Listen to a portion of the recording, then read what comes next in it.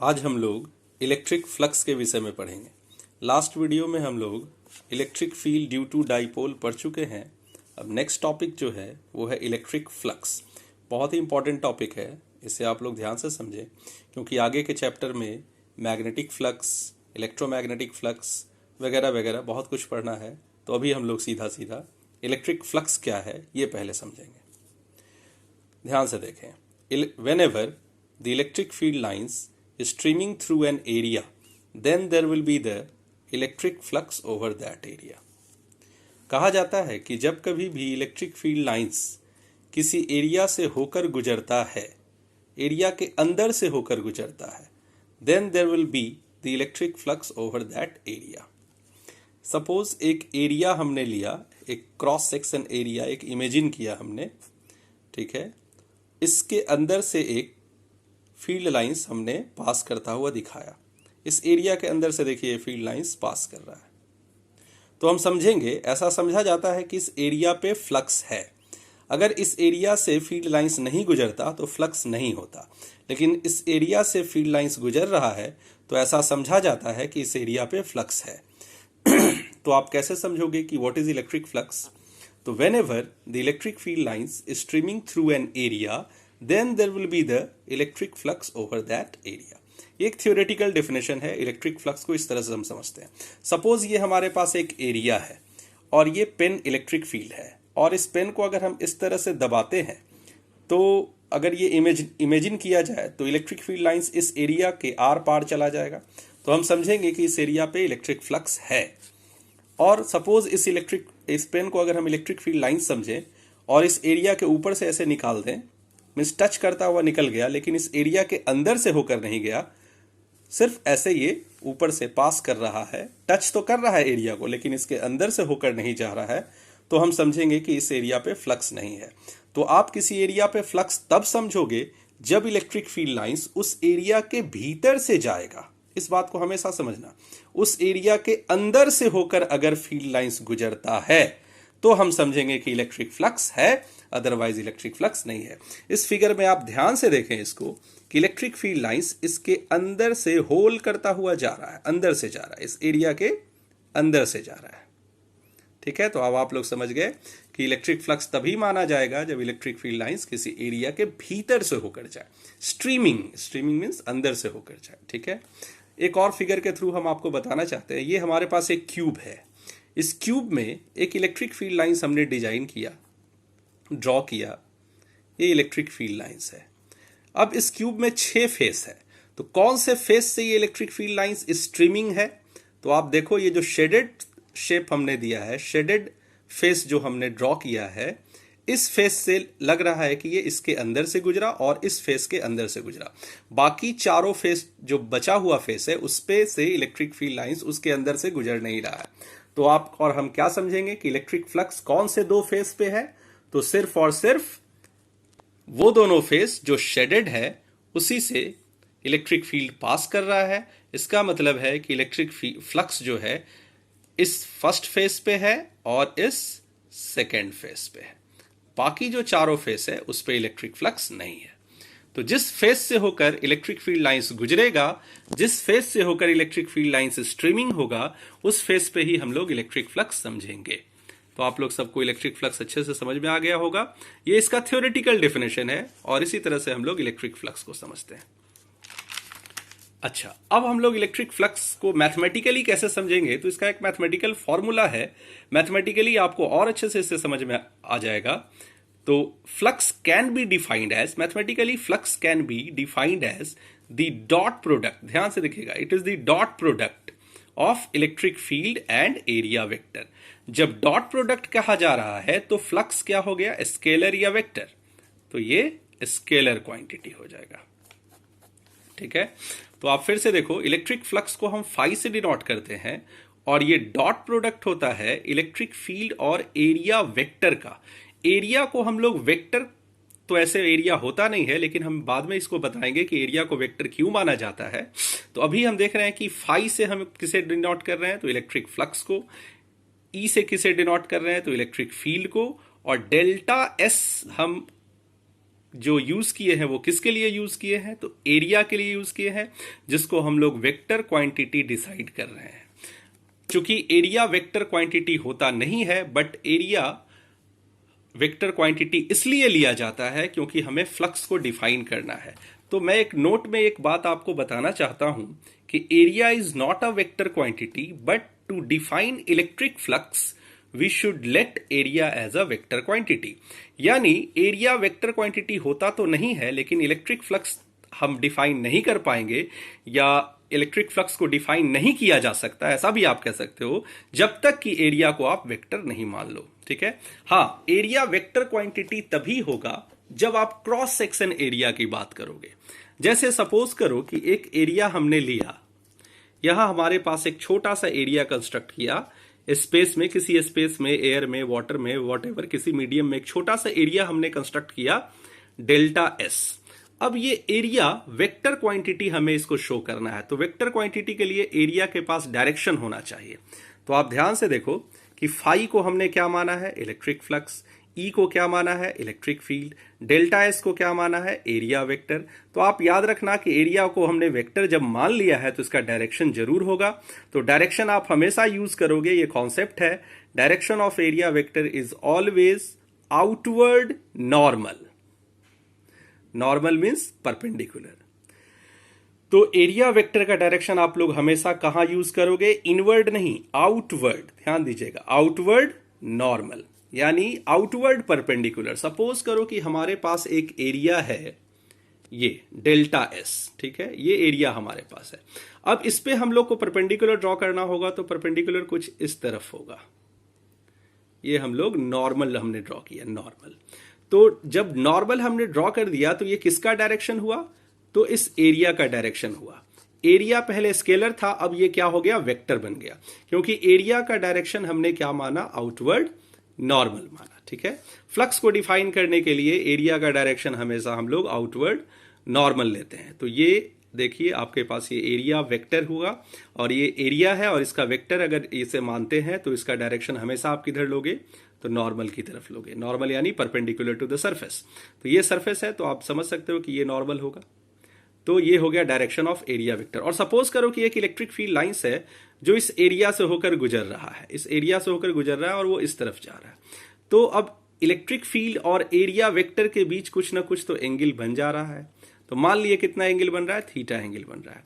तो according to the definition, electric flux is the dot product of electric field and area vector, so that when dot resolve हम लोग करेंगे, तो resolve करने के बाद ये फ्लक्स हो जाएगा। डॉट हटता है तो क्या आता है, कॉस थीटा, आप लोग को पता होगा। So phi equals to E delta S cos theta, where theta is the angle between electric field and area vector. Are you getting? आप लोग को सब समझ में आ रहा है? तो इलेक्ट्रिक फ्लक्स है क्या, तो it is the dot product of electric field and area vector. Electric field तो आप जान रहे हो कि ये वेक्टर क्वांटिटी होता है, और डॉट प्रोडक्ट तभी होगा जब दो वेक्टर होगा। बिना वेक्टर का ना तो डॉट प्रोडक्ट होता है, बिना वेक्टर का ना तो क्रॉस प्रोडक्ट होता है। यानी दो वेक्टर क्वांटिटी का ही डॉट प्रोडक्ट होता है और दो वेक्टर क्वांटिटी का ही क्रॉस प्रोडक्ट होता है। तो अगर हम इलेक्ट्रिक फील्ड को वेक्टर मानते हैं और एरिया को स्केलर मान देंगे तो फिर डॉट प्रोडक्ट होना मुश्किल हो जाएगा। इसलिए एरिया को हम लोग वेक्टर क्वांटिटी कहते हैं। यहां मानना पड़ता है एरिया को वेक्टर, नहीं मानेंगे तो फ्लक्स फिर डिफाइन नहीं कर पाएंगे। तो to define electric flux we should let area as a vector quantity. तो आप समझ लो कि इलेक्ट्रिक फील्ड वेक्टर है, तो एरिया भी हमने क्या मान लिया, वेक्टर मान लिया। अब इन दोनों का जो डॉट प्रोडक्ट है वो इलेक्ट्रिक फ्लक्स हो गया। तो एरिया को जब आप वेक्टर मानते हो तो हमेशा वेक्टर का डायरेक्शन होता है। तो वेक्टर का डायरेक्शन हम लोग, एरिया वेक्टर का डायरेक्शन हमेशा किधर लेंगे, always perpendicular to the surface, surface से हमेशा परपेंडिकुलर। और इलेक्ट्रिक फील्ड लाइन से इस तरफ जा रहा है तो कुछ एंगल बना, अगर थीटा एंगल मानते हैं बन रहा है, तो इलेक्ट्रिक फील्ड और एरिया का डॉट प्रोडक्ट हो जाएगा E delta S cos theta, where theta is the angle between electric field and area vector. ठीक है, एक बार फिर से मैं समझा दे रहा हूं आपको, इस बात पे बार बार प्रेशर दे रहा हूं, आप लोग हमेशा इस बात को समझो, area is not a vector quantity, but to define electric flux we should let area as a vector quantity. अगर आप इसे वेक्टर नहीं मानिएगा तो एक स्केलर और एक वेक्टर का डॉट प्रोडक्ट नहीं होगा। यानी जब कभी भी डॉट प्रोडक्ट होगा तो दो वेक्टर का होगा, जिसमें एक वेक्टर इलेक्ट्रिक फील्ड है, तो एरिया को भी आपको वेक्टर मानना पड़ेगा। तो एरिया को जब वेक्टर मानना पड़ेगा तो इसका डायरेक्शन भी आपको देना पड़ेगा, और डायरेक्शन के लिए आप लोग हमेशा क्या लीजिएगा, ऑलवेज आउटवर्ड नॉर्मल, बाहर की तरफ परपेंडिकुलर। Is that clear? तो ये हुआ वेक्टर, ये फ्लक्स जो है ये क्या हुआ, स्केलर क्वांटिटी हो गया। क्यों स्केलर क्वांटिटी हो गया? Because it is the dot product of two vector. Is that clear?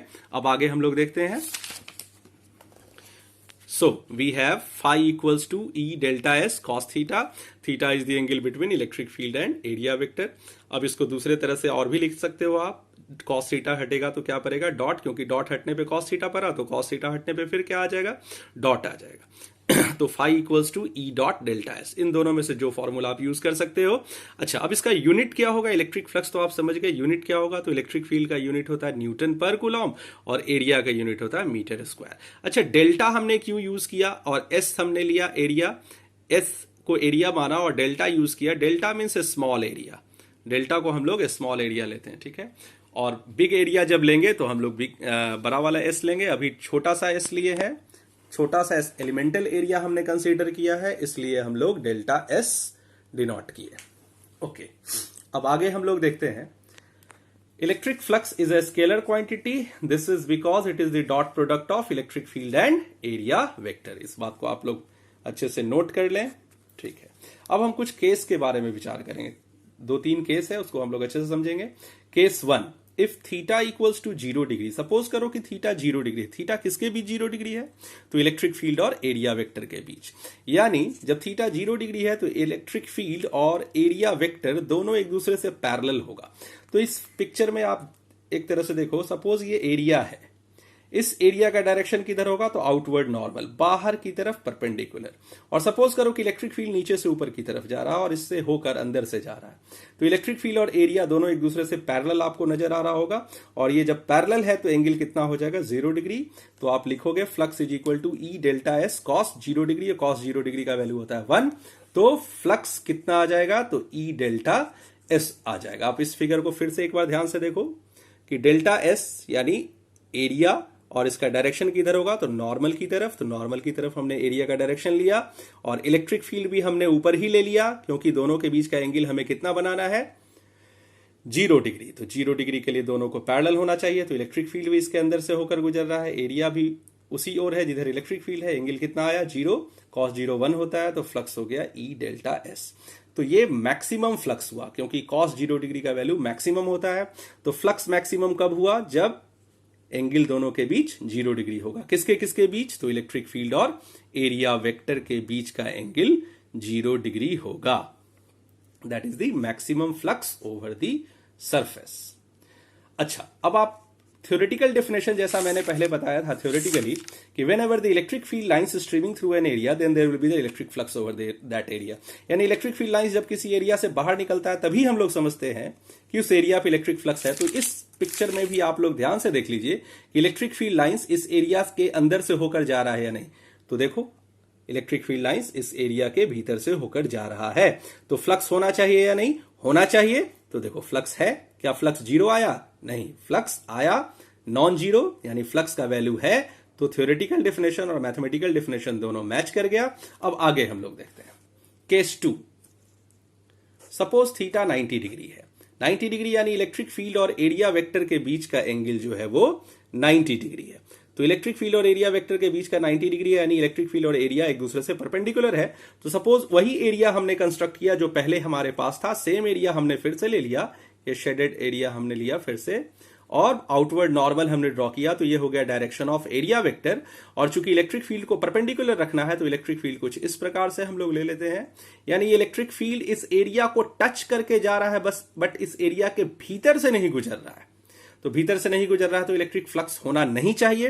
तो मैथमेटिकली भी इसको हम लोग साबित करेंगे कि इलेक्ट्रिक फील्ड और एरिया के बीच का जब एंगल 90 डिग्री होता है तो flux equals to E delta S cos 90, और कॉस 90 आप सभी जानते हो 0 होता है, तो फ्लक्स क्या हो जा रहा है, 0।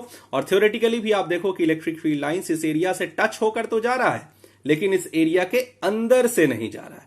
इस एरिया के अंदर से होकर जाता तो फ्लक्स होता, इस एरिया को टच करके जा रहा है तो फ्लक्स नहीं है। इस एरिया के ऊपर ऊपर भी जाएगा तो भी फ्लक्स नहीं होगा, यानी फ्लक्स तभी होगा जब इलेक्ट्रिक फील्ड लाइंस इसके अंदर होकर जाए। तो 90 डिग्री वाले केस में फ्लक्स क्या हो जाएगा, 0 हो जाएगा, ये आप याद रखना। और 0 डिग्री वाले केस में फ्लक्स मैक्सिमम हो जाएगा, ये आप याद रखना। केस 3 पे हम लोग फिर से विचार करते हैं। एक और एंगल हम लोग लेते हैं जिसमें थीटा कितना डिग्री है, 180 डिग्री है।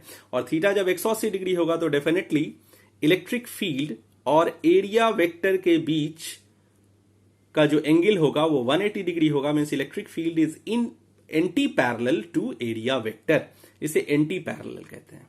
ठीक है, तो सपोज वही एरिया हमने लिया जो सबसे पहले लिया था, जब वही एरिया फिर से हम लोग लेके चल रहे हैं ताकि आप लोगों को कोई कंफ्यूजन ना हो। एरिया वेक्टर का डायरेक्शन हमेशा हमने किधर रखा, आउटवर्ड नॉर्मल, बाहर की तरफ रखा।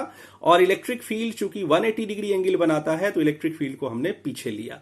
तो इसमें आपको दिख रहा है कि इलेक्ट्रिक फील्ड इस एरिया के अंदर से होकर जा रहा है, यानी फ्लक्स तो होना चाहिए। एक स्थिति तो हम लोग थ्योरेटिकल डेफिनेशन से कह सकते हैं कि फ्लक्स होना चाहिए क्योंकि इलेक्ट्रिक फील्ड इसके अंदर से होकर गुजर रहा है। तो आप देखो E delta S cos 180 degree, cos 180 degree -1 होता है, तो इलेक्ट्रिक फ्लक्स कितना हो गया, -E डेल्टा एस, यानी it is not equal to 0, यानी 0 नहीं है। इलेक्ट्रिक फ्लक्स का कोई वैल्यू आया, चाहे वो नेगेटिव आए चाहे पॉजिटिव आया, मतलब इलेक्ट्रिक फ्लक्स है। तो हमने थ्योरेटिकली आपको बताया था कि इलेक्ट्रिक फ्लक्स तभी माना जाएगा जब इलेक्ट्रिक फील्ड लाइंस किसी एरिया से होकर स्ट्रीमिंग हो। तो यहां स्ट्रीमिंग तो किया, तो यहां भी इलेक्ट्रिक फ्लक्स हुआ, लेकिन ये इलेक्ट्रिक फ्लक्स क्या मैक्सिमम है, 0 है, नहीं, ये इलेक्ट्रिक फ्लक्स नेगेटिव है, यानी ये इलेक्ट्रिक फ्लक्स मिनिमम है। तो 0 डिग्री पे आपको मैक्सिमम फ्लक्स मिलेगा, 90 डिग्री पे आपको 0 फ्लक्स मिलेगा और 180 डिग्री पे आपको मिनिमम फ्लक्स मिलेगा ओवर द सरफेस। तो आप लोग इलेक्ट्रिक फ्लक्स अच्छे से समझ गए। इलेक्ट्रिक फ्लक्स क्या होता है और ये स्केलर क्वांटिटी है। It is the dot product of electric field and area vector, okay. And theoretically you can define whenever the electric field lines is streaming through an area, then there will be the electric flux over that area. और इसके 3 case हमने समझा, अच्छे से आप लोग सब समझ गए होंगे तीनों केस। Thank you.